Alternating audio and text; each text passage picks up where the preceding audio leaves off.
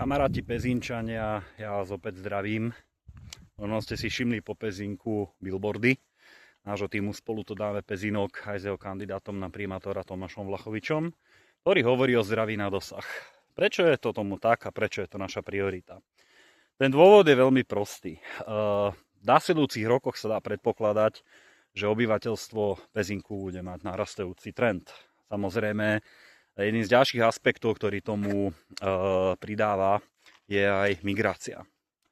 A dostupnosť, zdravotnú starostlivosť dostupnú aj špecialistom považujem za veľmi dôležitú, pretože jednoducho zdravé obyvateľstvo je dobré obyvateľstvo a dobré obyvateľstvo je zdravé obyvateľstvo a my chceme, aby Pezínok mal zdravých obyvateľov. Preto myslím, že by ste nám mali dať šancu, máme kontakty na to, skúsenosti, entuziasmus, aby sme sem tých špecialistov do Pezínka dotiahli, aby sme ich motivovali, aby pracovali v Pezinku. Samozrejme v hre môže byť aj rozšírenie a modernizácia polikliniky tak, aby ste sa tam cítili dobre, aby ste sa cítili ako naozaj v profesionálnom zdravotnom stredisku s profesionálnymi lekármi, s dostupnými lekármi a s dostupnými špecialistami, aby ste nemuseli za nimi ďaleko cestovať. Takže to je naša vízia a náš cieľ, ktorý vieme reálne splniť na základe toho, že máme na to kontakty, máme na to skúsenosti a aj dobrý tím.